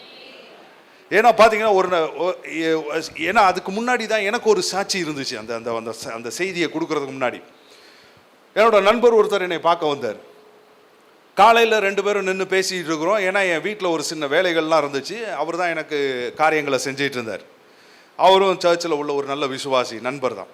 அவர் என்கிட்ட பேசிக்கிட்டே இருந்தார். நான் எதுக்கோ ஒன்றுக்கு வீட்டுக்குள்ளே போயிட்டு தண்ணி கேட்டார்னு வீட்டுக்குள்ளே போயிட்டு வரும்பொழுது அவருக்கு என்ன நடந்துச்சுன்னு தெரியல. அப்போ தண்ணி குடிச்சானே எங்கேயாவது உட்காருவோமா அப்படின்னாரு. அவர் நான் கிளம்புறேன்னு சொன்னவர். அப்புறம் சொன்னார் உட்காருவோமா அப்படின்னாரு.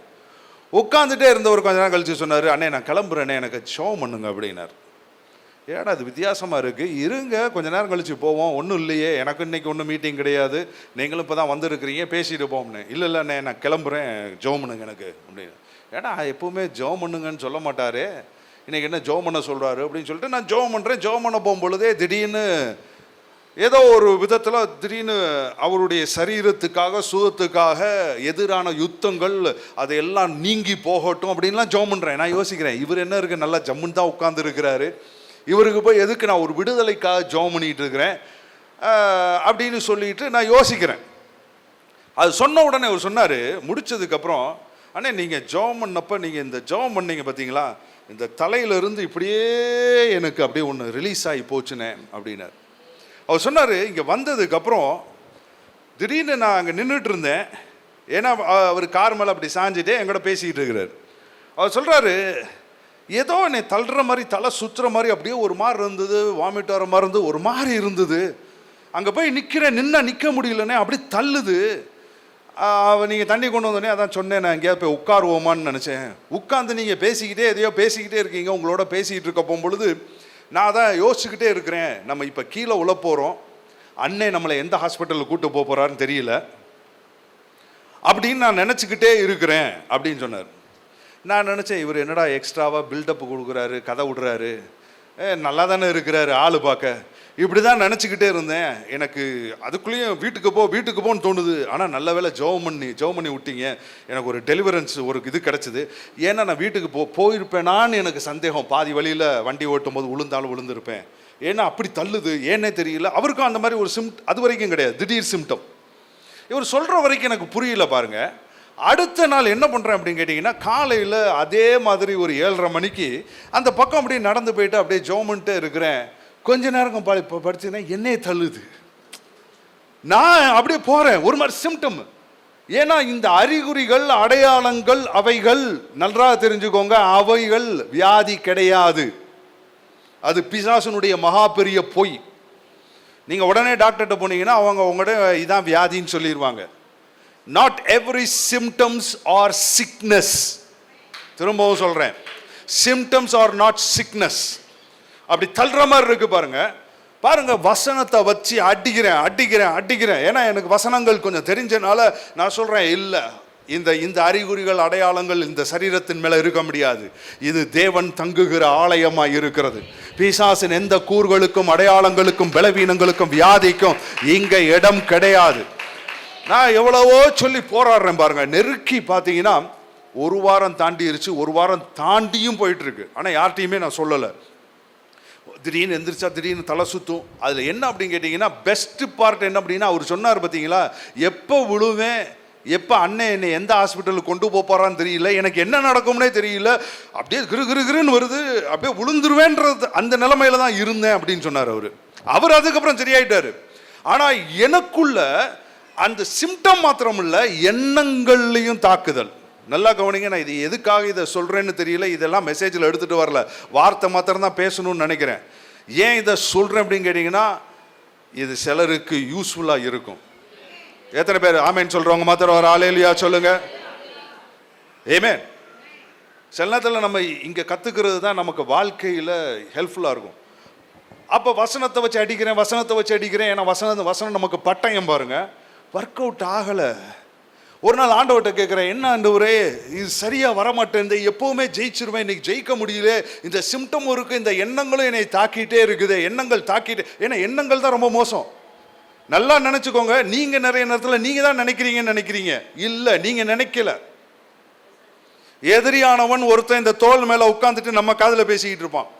நம்ம என்ன நினச்சிட்டு இருப்போம், நமக்கா இந்த நினைப்பு வந்துகிட்டு இருக்குன்னு நினைப்போம். ஏமேன். அப்போ இந்த சத்தத்தை கேட்கக்கூடாது, இந்த சத்தத்தை கேட்கணும். ஹல்லேலூயா. ஆனால் ஜெயிக்க முடியுதான்னு பார்த்தீங்கன்னா போராட்டம் போயிட்டே இருக்குது.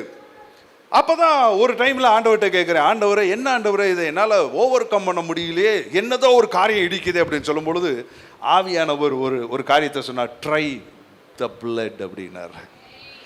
ரொம்ப நாள் கழிச்சு அந்த ஒரு காரியத்தை கேட்குறேன், ட்ரை த பிளட் அப்படின்னார். நான் பாருங்க, ஒரே அந்த ஒரு பாட்டு தான், ரத்தம் ஜெயம் ரத்தம் ஜெயம் இயேசு கிறிஸ்துவின் ரத்தம் ஜெயம், ரத்தம் ஜெயம் ரத்தம் ஜெயம் இயேசு கிறிஸ்துவின் ரத்தம் ஜெயம். ஏமே ஒரே ஸ்டான்ஸாவை போட்ட ஏன்னா ஆவியானவர் சொல்லிட்டார் ட்ரை பிளட்னார். 1 மணி நேரம் சொல்லியிருப்பேன். போர்க்கவசம் தலை கவசம் சிந்தப்பட்ட திரு ரத்தமாயே. ஏமே போர்க்கவசம் என் தலை கவசம். இந்த தலை கவசத்தை போட்டுட்டோம்னா இந்த எண்ணங்கள் நம்மளை தாக்காது. நேரத்தில் பிசாசு எண்ணத்தில் தான் அடிக்கிறான். ஏமே நான் தொற்று போக முடியாது, ஏன்னா நான் ஒரு நித்திய உடன்படிக்கையின் பங்குதாரராக இருக்கிறேன். அதுக்காக அவர் நித்திய ரத்தத்தை சிந்தி இருக்கிறார். ஹல்லேலூயா. நான் ஒரு நாளும் தொற்று போக முடியாது. ஏமே அப்போ 1 மணி நேரம் பாடிட்டே இருந்தேன் பாருங்க. That is the time. அதை கடைசியாக நான் பார்த்தது. சிம்டமும் போச்சு. ஏமேன். அதனால தான் சொல்கிறேன், சிம்டம்ஸ் ஆர் நாட் சிக்னஸ். அதை நம்பிடாதீங்க. நம்பிட்டீங்கன்னா உறுதியாயிரும். ஏமேன். அதுக்கப்புறம் தொடர்ந்து ஊழியத்துக்கு ஓடுறதுக்கு கர்த்தர் கிருபை செய்கிறார். ஹல்லேலூயா. ஏமேன். Thank you Lord Jesus. எத்தனை பேர் ஆமென் சொல்றீங்க? பாருங்க, இந்த ரத்தம் வல்லமையுள்ள ஒரு ரத்தம், நித்திய ரத்தம். ஆண்டவர் சொல்றாரு, அந்த ரத்தம் ஏன் ரத்தம்ன்றாரு, சுய ரத்தத்தினாலே சம்பாதித்த. ஹல்லேலூயா. பாருங்க, இப்போ ஒரு காரியத்தை சொல்றேன் பாருங்க. இந்த லேவியராகமம் 16வது அதிகாரத்தில் வாசிங்கன்னா, லேவியராகமம் 16 வாசிக்க வேண்டாம், நானே சொல்லிடுறேன், கதையாக சொல்லிடுறேன், சரிங்களா? இந்த லேவியராகமம் 16 என்ன அப்படின்னு கேட்டிங்கன்னா, இந்த இஸ்ரவேல் ஜனங்களில் ஒரு சடங்காச்சாரம் நடக்கும். நீங்கள் நிறைய பழியெல்லாம் பார்க்க போகும்பொழுது அதை கட்டாயம் யாராவது எடுத்திருப்பாங்க. எடுத்தாங்களா எடுக்கலையா? டச் பண்ணிட்டாங்க. சரி, ஒரு சிலர் ஞாபகம் வச்சுருக்கீங்க, ஒரு சிலர் ஞாபகம் வச்சுருக்கல. அவங்க எடுத்துட்டாங்கன்றீங்க, எடுத்தாங்களா? லேவியர் 16 டச் பண்ணியிருப்பாங்க. சரி, நானே சொல்கிறேன் பாருங்க, கதை மாதிரி சொல்லிடுறேன். என்ன அப்படின்னு கேட்டிங்கன்னா, இந்த ஜனங்களுடைய பாவங்களுக்கு நிவாரணம் செய்யும்படியாக ஒரு பலியை அவங்க என்ன பண்ணணும், தேர்ந்தெடுக்கணும். ஆசாரியர் தேர்ந்தெடுப்பார். 2 ஆடு தேர்ந்தெடுப்பாங்க. ஒரு அதுக்கு சீட்டு போடுவாங்க. ஒரு சீட்டு வந்து கர்த்தருடைய கர்த்தர் பேரில் அந்த சீட்டு போடுவாங்க. இன்னொன்று போக்காடாக ஒரு சீட்டு போடுவாங்க. எந்த ஆடு போக்காடாக தெரிந்து கொள்ளப்படுதோ அந்த ஆடை அவுத்து கடைசியில் வனாந்திரத்தில் கொண்டு போய் விட்டுருவாங்க. எந்த ஆடு கர்த்தருக்கென்று தெரிந்து கொள்ளப்படுதோ அந்த ஆட்டை என்ன பண்ணுவாங்கன்னா, பிரதான ஆசாரியன் அந்த ஆட்டின் மேலே கையை வச்சு இஸ்ரவேல் ஜனங்களுடைய பாவங்களை அதன் மேலே கூறி அந்த ஆடை வெட்டி அந்த ஆடனுடைய இரத்தத்தை எடுத்துட்டு மகா பிரதான அதாவது அந்த அந்த பரிசுத்த ஸ்தலத்துக்குள்ள வருஷத்துக்கு ஒரு முறை நடுக்கத்தோடும் பயத்தோடும் போவார். ஏன் அப்படின்னு கேட்டீங்கன்னா, இவர் தகுதியா இருக்கணும். இவர் தகுதியா இருக்கிறதுக்காக இந்த பிரதான ஆசாரியர் என்ன பண்ணுவார் தெரியுமா? அதுக்கு முன்னாடி இவருக்காகவும் இவர் குடும்பத்துக்காகவும் ஒரு காளையை பலி கொடுத்துருப்பாரு. பலி கொடுத்து அந்த ரத்தத்தை எடுத்துட்டு போய் தனக்காக செலுத்திட்டு தான் அடுத்தது இவர் முதல் தகுதி படணும் பாருங்க. ஏன்னா இவரே அசுத்தம், பிரதான ஆசாரியரே. அடுத்தது என்ன பண்ணுவார்னா, ஆடு பலி கொடுத்துட்டு ஜனங்களுடைய பாவத்துக்காக எடுத்துட்டு போவார் பாருங்க. அதில் ஒரு காரியம் என்ன அப்படின்னு கேட்டிங்கன்னா, அந்த பலி ஏற்றுக்கொள்ளப்பட்டுச்சுன்னா ஒரு வருஷம் அந்த தேசமே சுபிட்சமாக இருக்கும், ஜனங்கள் ஆசீர்வதிக்கப்படுவாங்க. அந்த பலியில் அவ்வளோ முக்கியம் இருக்குங்க.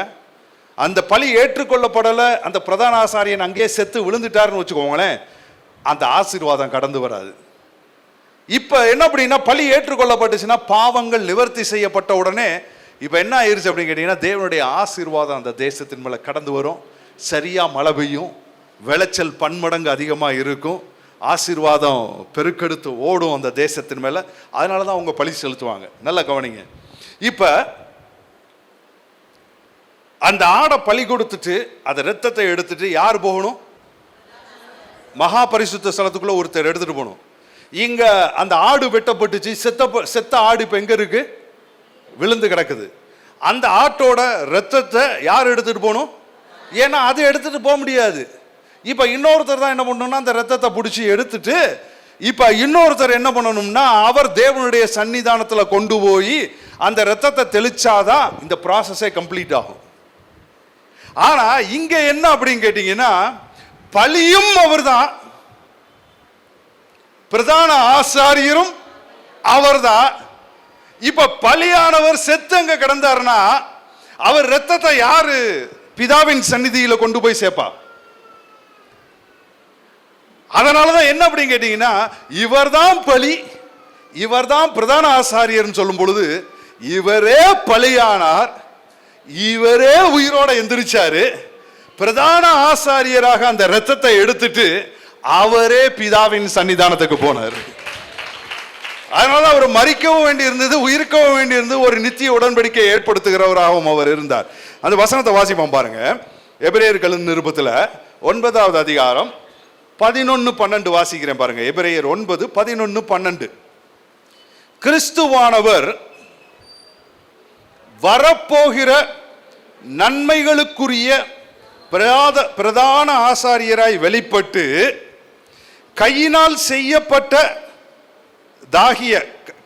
செய்யப்பட்டதாகிய இந்த சிருஷ்டி சம்பந்தமான கூடாரத்தின் வழியாக அல்ல, பெரிதும் உத்தமமான கூடாரத்தின் வழியாகவும், அடுத்த வசனம் தான் ரொம்ப முக்கியம், வெள்ளாட்டுக்கடா இளங்காலை இவைகளுடைய இரத்தத்தினாலே அல்ல, தம்முடைய சொந்த இரத்தத்தினாலே ஒரே தரம் மகா பரிசுத்த ஸ்தலத்தில் பிரவேசித்து நித்திய மீட்பை உண்டு பண்ணினார்.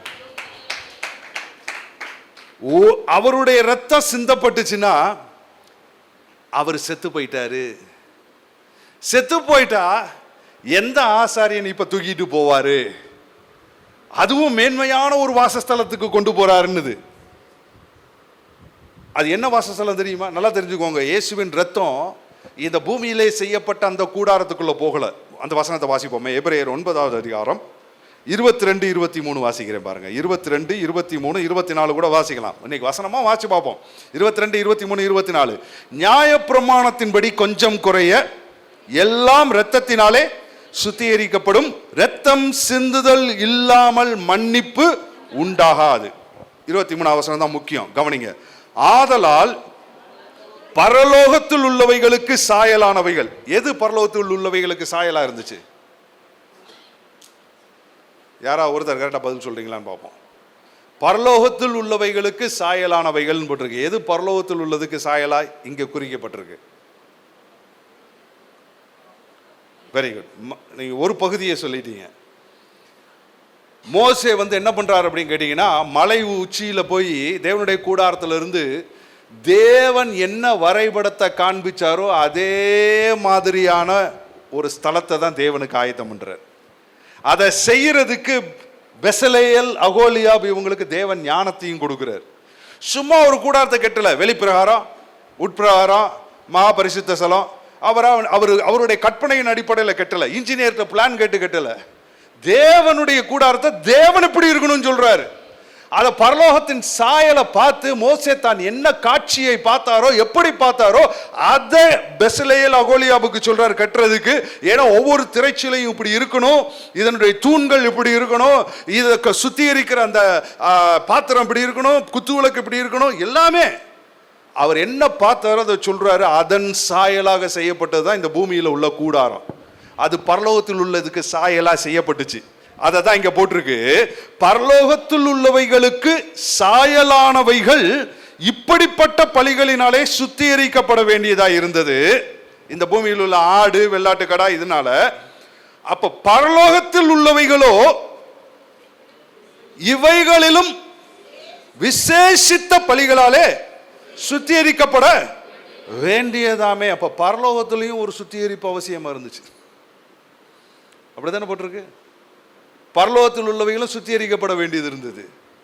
அப்ப தேவன் இயேசு என்ன பண்றாருன்னா, இந்த பூமியிலே ரத்தம் சிந்தி மரித்தவர் உயிரோட எந்திரிச்சு என்ன பண்றாருன்னா, தம்முடைய ரத்தத்தை எடுத்துட்டு எங்க போறார் அப்படின்னு கேட்டீங்கன்னா, பரலோகத்துக்கு போறாரு. நேரா அந்த சந்நிதிக்கே போயிடுறாரு. அடுத்த வசனம் பாருங்க. அந்தபடி மெய்யான பரிசுத்த ஸ்தலத்துக்கு அடையாளமாக கையினாலே செய்யப்பட்டதாய் இருக்கிற பரிசுத்த ஸ்தலத்திலே கிறிஸ்துவானவர் பிரவேசியாமல் பரலோகத்திலே தானே இப்பொழுது நமக்காக தேவனுடைய சமூகத்திலே பிரதட்சியமாகும்படி பிரவேசித்திருக்கிறார். எத்தனை பேர் ஆமேன்னு சொல்றீங்க? அவர் பிரவேசித்திருக்கிறார் என்பதை. ஹல்லேலூயா. அவர் பலியாகி இன்னைக்கு பிரதான ஆசாரியராக இந்த மகா பரிசுத்த ஸ்தலத்துக்குள்ள போல பரலோகத்துக்கு எடுத்துட்டு போயிட்டாரு. சரிங்களா? சரி, வேகமா ஒரு சில வசனங்களை வாசிப்போம். எபிரேயர்கள் நிருபத்தில் ஏன் இதை காமிச்சேன் அப்படின்னு கேட்டீங்கன்னா, இது மேன்மையான பலி, மேன்மையான ரத்தம். ஹல்லேலூயா. இப்போ இன்னொரு ஒரு காரியத்தையும் காண்பிக்கிறேன்.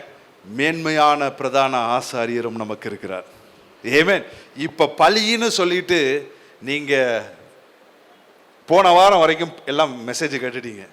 ஆனால் இப்போ பலியானவர் இப்போ பிரதான ஆசாரியராக எந்திரிச்சு அந்த ரத்தத்தை எடுத்துட்டு போறாரு. ஹல்லேலூயா. அந்த பிரதான ஆசாரியரையும் பார்த்துருவோம். சரிங்களா?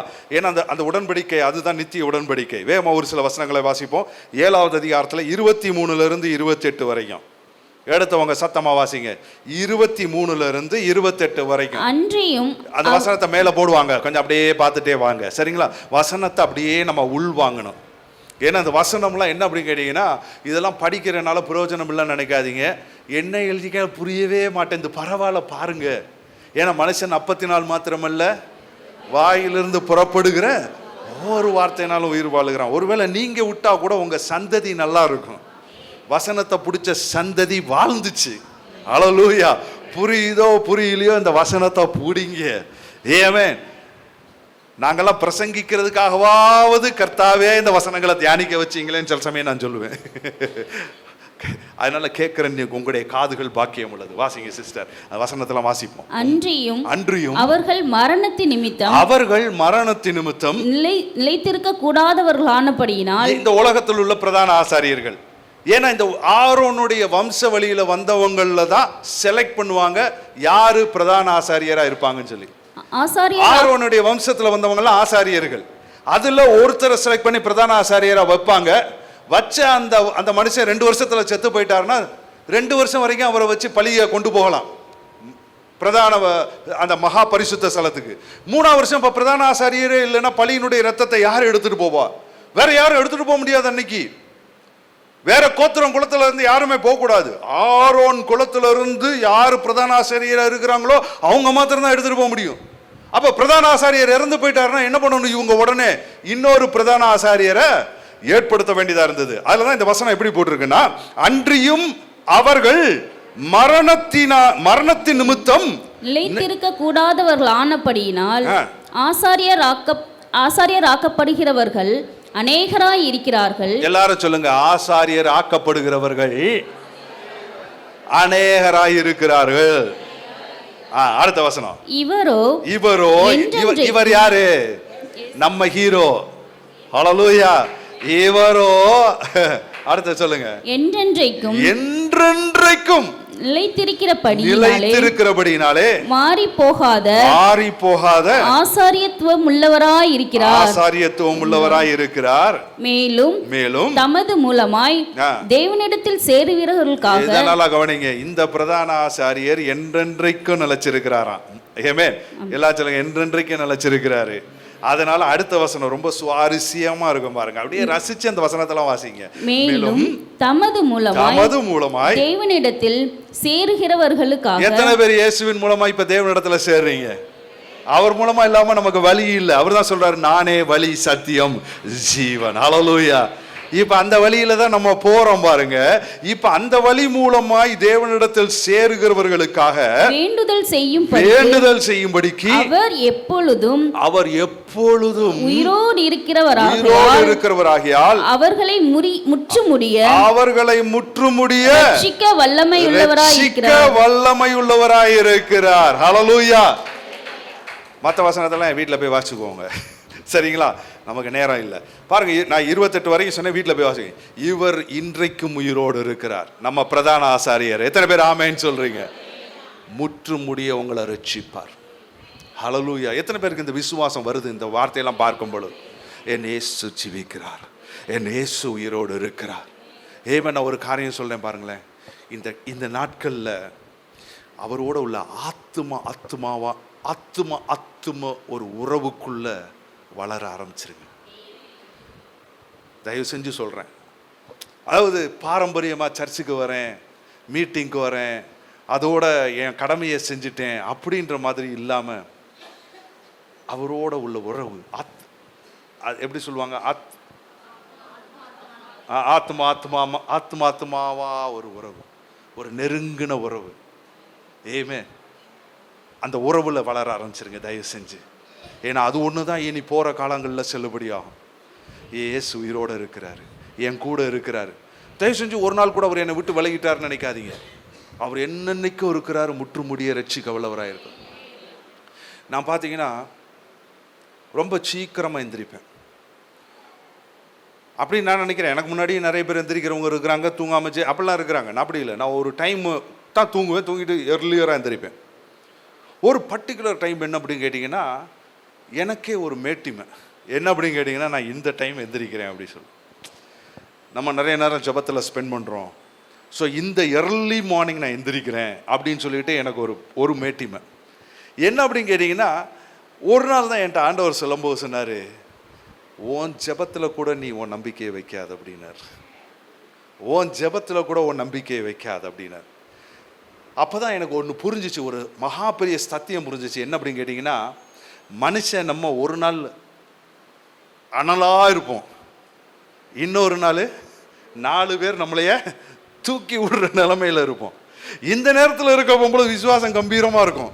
இந்த நேரத்தில் இருக்க போகும்பொழுது ஆண்டவரே மன்னித்து, ஆண்டவரே கொஞ்சம் ப்ளீஸ்ன்னு இருப்போம். இங்கே விசுவாசமே இருக்காது, கெஞ்சிக்கிட்டு இருப்போம்.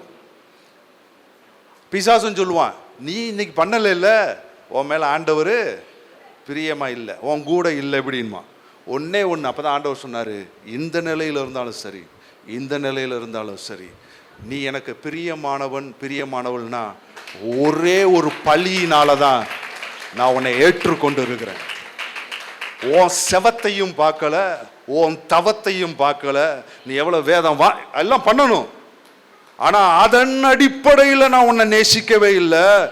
ஒரே ஒருத்தர் 100% எனக்கு கீழ்ப்படிந்து எனக்கு பிரியமான பலியாக தன்னையே ஒப்பு கொடுத்த என்னுடைய குமாரனால தான் உன்னை ஏற்றுக்கொண்டு இருக்கிறேன். எப்ப மேன்மை பாராட்டினாலும் சரி, உன் செவத்துல மேன்மை பாராட்டாத, அந்த பலியவே பார்த்து ஓடு அப்படின்னார். அதுலேருந்தே கற்றுக்கிட்டேன். என்னைக்கு பிசாசு வந்து நீ இன்னைக்கு இது செய்யலைல்ல, இன்னைக்கு ஆண்டவர் உன் மேலே பிரியமா இல்லை, டே நான் செய்யலைன்னா பரவாயில்லடா, நீ பொத்திக்கிட்டு உன் வேலையை பார்த்துட்டு போ, என் ஆண்டவர் செஞ்சு முடிச்சிட்டாரு. அந்த செஞ்சு முடிச்சதுலேருந்து இன்னைக்கு நான் ஓடுறேன். அந்த பிரியம் மாறவே மாறாது. இது ஒரு நித்திய உடன்படிக்கை. பிசாசு குறை சொல்லுவான், குற்றம் சொல்லுவான், ஒரு நாளும் அதுக்கு இடம் கொடுக்கவே கொடுக்காதீங்க. அவருடைய நேசம் நித்தியமா என் கூட இருக்கு. ஹல்லேலூயா. அந்த பிரதான ஆசாரியர் நமக்கு பரிதபிக்க கூடாத பிரதான ஆசாரியர் இல்லை. நம்ம போலவே எல்லா விதத்திலும் சோதிக்கப்பட்டு பாவம் இல்லாமல் இருக்கிற ஒரு பிரதான ஆசாரியர் நமக்கு இருக்கிறார். அவர் நல்லா நம்மளை புரிஞ்சுக்குவார். அப்படிப்பட்ட ஒருத்தர் இருக்கிறார் பாருங்க. அவர் நித்தியமா இருக்கிறனால அவர் முற்றும் முடிய நம்மை ரட்சிக்க வல்லவராயிருக்கிறார். கடைசி ஒரே ஒரு காரியத்தை சொல்லி நான் முடிக்கிறேன் பாருங்க. ஆபிரகாம் யோசிச்சு பாருங்க. ஆபிரகாம் தேவனை சந்தித்தார். சந்தித்தாரா சந்திக்கலையா? ஆதியாகமம் 17வது அதிகாரத்தெல்லாம் வாசிக்க போகும்பொழுது எனக்கு அப்படியே ஆச்சரியமா இருக்கும் பாருங்க. 18வது அதிகாரம் வாசிக்கும் பொழுது ஆச்சரியமா இருக்கும் பாருங்க. 3 பேர் நடந்து வந்தாங்களாம். அந்த 3 பேருக்கு அவர் வீட்டில் கூட்டு போய் சாப்பாடு போட்டாராம். அதில் ஒருத்தர் பார்த்தா கர்த்தராம். நான் யோசிச்சு பார்த்தேன், என்னோட இப்படிலாம் இருக்கான், பழைய ஏற்பாட்டு ஆட்கள் இப்படிலாம் இருக்கிறாங்களே. ஆபிரகாம்லாம் எவ்வளோ பெரிய ஆள் பாருங்களேன், தேவனை சந்திச்சார் அப்படின்னு. மோசே பாருங்க, தேவனோட மோகமா உட்காந்து பேசினார், தரிசனத்தில் இல்லை. என்ன ஆண்டவரே, இப்படிலாம் பெரிய ஆள்கள்லாம் இருந்துருக்குறாங்க அப்படின்னு சொல்லிட்டு நான் யோசிச்சுட்டு இருப்பேன் பாருங்க. நான் ஆபிரகாம் பார்த்தாங்க, யாக்கோபுக்கு இரவு ஃபுல்லாக போராடினாராம், சண்டை போட்டாராம். இப்படியே பார்க்க போகும்பொழுதுலாம் நமக்கு ஒரு மாதிரி இருக்கும் பாருங்க. அப்போ தான் ஒரு நாள் ஆண்டவர் சொன்னார், டே அவங்கெல்லாம் ஒரு காலகட்டத்தில் ஒரு பகுதியில் ஒரு நேரத்தில் என்னை சந்திச்சாங்க. ஆனால் நீ எப்படிப்பட்டவனா இருக்கிற அப்படின்னு கேட்டிங்கன்னா, அந்த வசனத்தை படித்து அதோட முடிச்சிருவோம். எபிரேயர்கள் நிறுவோம். இன்னைக்கு ஃபுல்லாக எபிரேயர்லேருந்து தான் கர்த்தர் எடுக்க வச்சிருக்கிறார். ஆமென். உண்மையிலே ஒரு டஃப்பான சப்ஜெக்ட்டுங்க இந்த எபிரேயர். ஆனால் ஒரு இன்ட்ரெஸ்டிங்கான ஒரு சப்ஜெக்ட். பழி, உடன்படிக்கை, இதெல்லாமே சொன்னதெல்லாம் அருமையாக இருக்கும். அதில் பார்த்தீங்கன்னா கடைசி அந்த வசனத்தை சொல்கிறேன் பாருங்கள். இன்றைக்கி ஆபிரகாம் தேவனை சந்தித்தார், மோசே தேவனை சந்தித்தார், ஏசாயா 6வது அதிகாரத்தில் தேவனை தரிசித்தார், எசேக்கியேல் 1வது அதிகாரத்தில் தேவனை மகிமையாக பார்த்தாரு. எங்காண்டவரே எங்களுக்கு அந்த ஸ்லாக்கியம் இருக்குமா இடத்துல சேர்றதுக்கு அப்படின்னா, அவங்கெல்லாம் வாழ்க்கையில் ஒரு காலகட்டத்தில் ஏதோ ஒரு நேரத்தில் பார்த்த பதம் பார்த்தாங்க. ஆனால் நமக்கு எப்பவுமே அது அவைலபிளாக இருக்குது. ஹல்லேலூயா. அந்த வசனத்தை தான் வாசிக்கிறோம், ஏன்னா அந்த வசனம் உண்மையானது. ஹல்லேலூயா. இந்த வசனம் போட்டிருக்கு, 19வது வசனம், எபிரேயர் 10:19 வாசிக்கிறேன், கவனிங்க. ஆகையால் சகோதரரே, சகோதரிகளே, எத்தனை சகோதர சகோதரிகள் இங்கே இருக்கிறீங்க? சகோதரனே சகோதரர் மாத்திரம் நினச்சிக்காதீங்க, சகோதரிகளையும் நான் சேர்த்துக்கிறேன். பாருங்க, நாம் பரிசுத்த ஸ்தலத்தில் பிரவேசிப்பதற்கு இயேசுவானவர் தமது மாமிசத்தின் திரையின் வழியாய் புதிதும் ஜீவனுமான மார்க்கத்தை நமக்கு உண்டு பண்ணினபடியினாலே, அந்த மார்க்கத்தின் வழியாய் பிரவேசிப்பதற்கு அவருடைய இரத்தத்தினாலே நமக்கு தைரியம் உண்டாயிருக்கிறபடினாலே, நம்ம கிரியையில் இல்லைங்க, அவருடைய இரத்தத்தினால, அந்த பலியினுடைய மேன்மையான இரத்தத்தினால இன்னைக்கு பிதாவினுடைய சந்நிதிக்கு போகிறதுக்கு நமக்கு தைரியம் உண்டாயிருக்கிறது. அன்னைக்கு பிரதான ஆசாரியர் ஆரோனின் குலத்துல பிறந்த அந்த மனுஷனை பயத்தோடும் நடுக்கத்தோடும் அந்த மகா பரிசுத்த ஸ்தலத்துல நுழையணும். உயிர் பிழைச்சா பெருசு, செத்து போனா முடிஞ்சிச்சு சோழி. ஆனா நமக்கு அப்படி கிடையாது. இந்த இரத்தத்தினாலே, எத்தனை பேர் அந்த இரத்தத்தின் மேல விசுவாசத்தை வைக்கிறீங்க? அந்த இரத்தத்தினாலே, அவருடைய இரத்தத்தினாலே நமக்கு தைரியம் உண்டாயிருக்கிறபடினாலும், தேவனுடைய வீட்டின் மேல் அதிகாரியான மகா ஆசாரியர் நமக்கு ஒருவர் இருக்கிறபடினாலும், அப்ப நமக்கு 2 பேர் இருக்கிறாங்க. என்ன, யார் இருக்கா? ஒன்னு இரத்தம், ஆசாரியர். 2 பேரும் ஒரே ஆள் தான். ஹல்லேலூயா. இதுதான் பெரிய காரியம் பாருங்க. ஆமென். தேவனுடைய வீட்டின் மேல் அதிகாரியான மகா ஆசாரியர் நமக்கு ஒருவர் இருக்கிறபடினால், துர்மனசாட்சி நீங்க தெளிக்கப்பட்ட இருதயம் உள்ளவர்களாயும் சுத்த ஜலத்தால் கழுவப்பட்ட சரீரம் உள்ளவர்களாயும் உண்மையுள்ள இருதயத்தோடும் விசுவாசத்தில் பூரண நிச்சயத்தோடும் சேர கடவோம். அப்ப அந்த கிளியுண்ட மாமிச திரையினூடாய் நமக்கு புதிதும் ஜீவனுமான மார்க்கத்தை அவர் உண்டு பண்ணி இருக்கிறாரு. எதுக்கு அப்படின்னு கேட்டீங்கன்னா, அந்த மகா பரிசுத்த ஸ்தலத்தில் சாட்சாத் தேவனுடைய சிங்காசனத்துக்கு முன்பாக போக அந்த இரத்தத்தினாலும் நம்முடைய பிரதான ஆசாரியராகிய இயேசுவினாலும் நமக்கு தைரியம் உண்டாயிருக்கிறது. நமக்கு ஒரு பெரிய ஸ்லாக்கியம் கொடுக்கப்பட்டு இருக்கிறது. அதனால சேர கடவோம் என்று சொல்லப்பட்டிருக்கிறது. இன்னைக்கு ஆபிரகாம் ஒரு காலகட்டத்தில் மாத்திரம்தான் தேவனை சந்திச்சாரு. இன்னைக்கு நான் உசிலம்பட்டியில் இருந்தாலும் சரி, மதுரையில் இருந்தாலும் சரி, மதுரைக்கும் உசிலம்பட்டிக்கும் நடுவில் உள்ள ஹைவேல நான் இருந்தாலும் சரி, என் வீட்டில் நைட்டு படுத்துக்கிட்டே இருக்கும் பொழுது அப்பான்னு கூப்பிட்டாலும் சரி, அடுத்த செகண்ட் நான் அந்த சந்நிதியில் இருக்கிறேன். அவர் எனக்கு அருகாமையில் வந்துடுறாரு, உடனே பதில் கொடுக்கிறாரு. இந்த தைரியம் எப்பவுமே இருக்கணும். ஹல்லேலூயா. இந்த சந்தேகம் அப்பப்போ வரும், ஆனால் இரத்தத்தினால இந்த சந்தேகம் நமக்கு வரவே கூடாது. இந்த நித்திய உடன்படிக்கையில் கர்த்தர் நம்மளை வச்சிருக்கிறார். அதற்காக அவரே பலியானார். அவரே அவருடைய சொந்த இரத்தத்தை பிரதான ஆசாரியராக உயிரோடு எழுந்து பிரதான ஆசாரியராக எடுத்துட்டு தேவனுடைய சந்நிதியில் சமர்ப்பித்திருக்கிறாரு. இன்னைக்கு அதனால நம்ம ஏற்றுக்கொள்ளப்பட்ட பிள்ளைகளாக இருக்கிறோம். ஹல்லேலூயா. என்னோட டைம் முடியுது, சரிங்களா? ஏன்னா நான் இன்னொரு சப்ஜெக்ட் எடுத்தேன்னா அது போயிட்டே இருக்கும். ஆனால் ஆண்டவர் இன்னும் நிறைய வசனங்கள் கொடுத்துருக்கிறார், நிறைய, இன்னும் ஒரு 3 பக்கம் இருக்குது. நான் அதெல்லாம் எடுத்தேன்னா 10 மணி ஆயிரும். ஆனால் உசிலம்பட்டிக்கு வரும்பொழுது தான் நான் யோசித்தேன், என்ன ஆண்டவரே, பிரதர் உண்மையிலே சொல்கிறேன், நான் ஆண்டவர்கிட்ட கேட்டேன், எதுக்கு இவ்வளவு வசனத்தை கொடுத்தீங்க அப்படின்னு சொல்லி. உடன்படிக்கையில் அன்னைக்கு பேச போகும்பொழுதே நான் நினச்சேன், இதெல்லாம் போகுமா? ஏன்னா எங்கள் சர்ச்சை எனக்கு தெரியும், வசனத்தில் தேறின ஒரு சபை சில நேரத்தில் போகாது, நிற்கும், தடங்களாக திக்கும், மக்களுக்குள்ளே போகலன்னா எப்படி வரும்? ஆனால் இன்றைக்கி பாருங்கள், இன்றைக்கும் ஒரு ஸ்ட்ராங் சப்ஜெக்ட் தான் எடுத்துருக்கிறேன். ஏமேன். எபிரேயர்கள் நிருபத்தெல்லாம் டச் பண்ணுறது ரொம்ப கஷ்டமான காரியம். ஆனால் அது உள் வாங்குறீங்க, ஏதோ ஒரு விதத்தில் போயிருக்குது. ஏமே கர்த்தரை ஸ்தோத்திரிக்கிறேன். வார்த்தையில் இன்னும் ஸ்திரப்படுங்க, அவரோட அன்புல இன்னும் வளருங்க. அவ்வளோதான், ஒன்றுமே கிடையாது. அவரோட ஆத்மாத்மாவா உறவுல வளருங்க, அப்படியே அவரோட நடை போடுங்க. இயேசுவே அப்படி கேளுங்க, ஏன்னா அவர் உயிரோடு இருக்கிறாரு, எனக்குள்ள வாழ்றாரு. ஏமே இயேசு இன்னைக்கு பரத்தில் பிதாவின் வலது பார்சத்தில் பரிந்து பேசுகிறவராக இருக்கிறாரு. ஆனால் இயேசுவை மரித்தோரிலிருந்து உயிரோடு எழுப்பினவருடைய ஆவி உங்களில் வாசமாயிருந்தார். ஏமே அங்கதான் இருக்கு. இயேசுவை உயிரோடு எழுப்பி 2000 வருஷமா அவர் ஒரு ஊழியம் செஞ்சுட்டு இருக்கிறாருங்க. பவர்ஃபுல்லான ஊழியம் செஞ்சுட்டு இருக்காரு. என்ன ஊழியம் செஞ்சுட்டு இருக்காரு தெரியுமா? நமக்கு மத்தியஸ்தராக இருக்கிறார், மத்தியஸ்தம் பண்ணிட்டு இருக்கிறார். ஆனா அவரை உயிரோடு எழுப்பிட்டு அந்த ஆவியானவர் அதே உயிர்த்தெழுந்த வல்லமை இப்ப நமக்குள்ள வந்துட்டாரு. ஹல்லேலூயா. அப்ப இயேசுவை மரித்தோரிலிருந்து உயிரோடு எழுப்பின ஆவியானவர் உங்களில் வாசமாய் இருந்தால், கிறிஸ்துவை மரித்தோரிலிருந்து எழுப்பினவர் உங்களில் வாசமாய் இருக்கிற, பரலோகத்தில் அல்ல, உங்களில் வாசமாய் இருக்கிற தம்முடைய ஆவியினாலே சாவுக்கு ஏதுவான உங்கள் சரீரத்தை உயிர்ப்பிப்பது அதிக நிச்சயம். ஹல்லேலூயா. எல்லாரும் சொல்லுங்க, என் சரீரத்தை அவர் உயிர்ப்பிப்பார். அவர் உங்களுக்குள்ள வாசமாய் இருந்தா செத்த நிலைமையிலே வச்சிருக்க மாட்டாரு. திரும்ப சொல்லுங்க, செத்த நிலைமையிலே வச்சிருக்க மாட்டாரு. 3ஆம் நாள் உயிரோட எழுப்பிட்டாரு. ஏவன் இப்ப சொல்லுங்க, இந்த வியாதி என்கிட்ட தங்க முடியாது, ஏன்னா உயிரோடு எழுந்த வல்லமை எனக்குள்ள இருக்குது. ஹல்லேலூயா. ஏமேன். நீங்க சொல்லும் பொழுதே உங்க விடுதலையை பார்க்குறீங்க. உங்களை வேதனைப்படுத்துகிற வழிகள் விலகுகிறத நான் பார்க்கிறேன். நீங்க சுமக்க தேவையில்லை, அவர் சுமந்து தீர்த்து விட்டார். ஏமேன். உங்க சரீரத்துக்காகவே சொல்லப்பட்ட வார்த்தை அது, ரோமர் 8:11. ஏமேன். கிறிஸ்துவை உயிரோடு எழுப்பினவர் உங்களில் வாசமாயிருக்கிற தம்முடைய ஆவியினாலே சாவுக்கு ஏதுவான, அது சாவுக்கு ஏதுவான சரீரம் தான். இந்த சரீரம் சாவுக்கு ஏதுவானது தான். ஆனா சாவுக்கு ஏதுவான அந்த சரீரத்தை உயிர்ப்பிக்கிறவராய் இருக்கிறார். ஹல்லேலூயா. வியாதியோடு இருக்க வேண்டிய அவசியம் இல்லை, பலவீனத்தோடு இருக்க வேண்டிய அவசியம் இல்லை, வலி வேதனைகளோடு இருக்க வேண்டிய அவசியம் இல்லை. இயேசு சுமந்து கொண்டாரே, நான் சுமக்க தேவையில்லை. இயேசுவின் காயங்களால் சுகமானேன். அப்படியே இழந்துருங்க. இயேசுவின் காயங்களால், அந்த காயத்தை பாருங்க, சுகமானேன். அதை உணருங்க, அந்த சுகத்தை உணருங்க.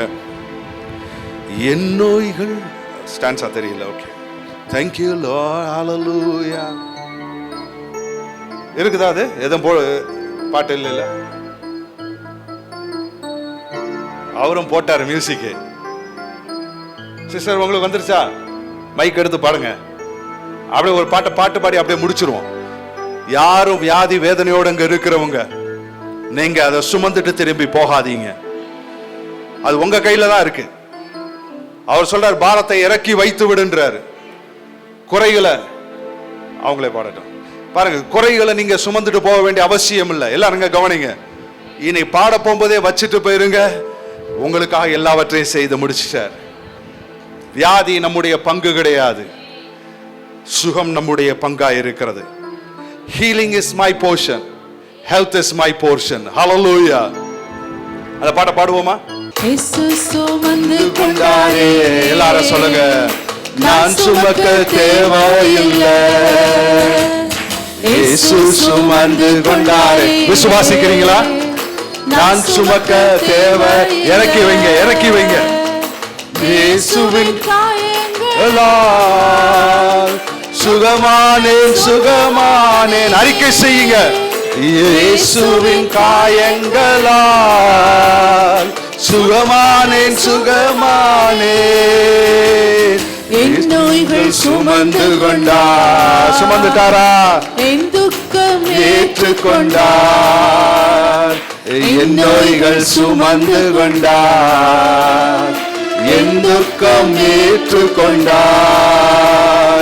இயேசுவின் காயங்களால் சுகமானேன், சுகமானேன்.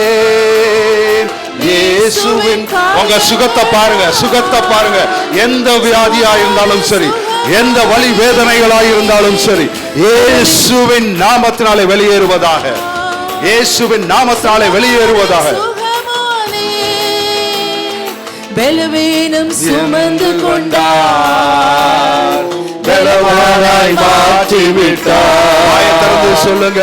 பலவீனம் சுமந்து கொண்டார், என்னை பலவானாய் மாற்றி விட்டார். இயேசுவின் காயங்களால் சுகமானேன், சுகமானேன். இயேசுவின் காயங்களால் சுகமானேன், சுகமானேன். ஒரு நிமிஷம். இயேசு கிறிஸ்து 3ஆம் நாள் உயிர்த்தெழுந்தார். எத்தனை பேர் விசுவாசிக்கிறீங்க? ஒரே ஒரு கேள்வி கேட்கிறேன். இந்த பாட்டை திருப்பி பாட போறோம். ஏன் 3ஆம் நாள் உயிரோடு எழுந்தார்?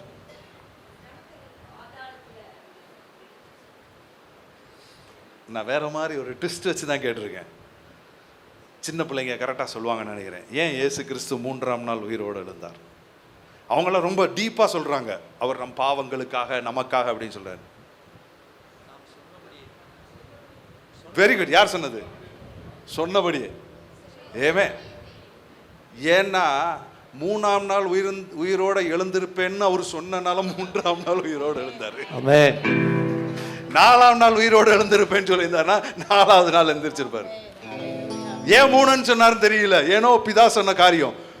ஆனா ஒரு காரியத்தை நான் சொல்றேன் பாருங்க, உங்க உயிர்த்தெழுதல நீங்க நாளை குறிங்க, தள்ளி போடாதீங்க.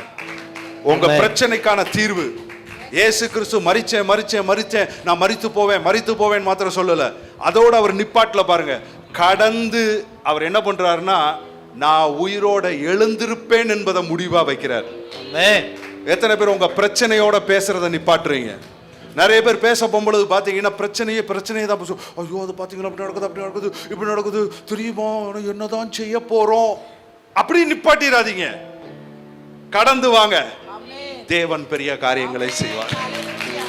சொன்னபடி தான் உயிர் தெழுந்தார். அவர் சொல்லலைன்னா உயிரோட எந்திரிச்சிருக்க மாட்டாரு.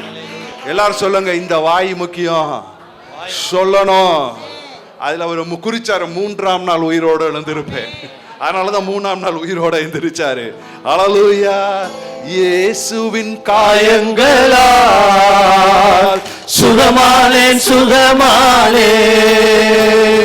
இயேசுவின் காயங்களால் சுகத்தை பெற்று சுகமானேன், சுகமானேன்.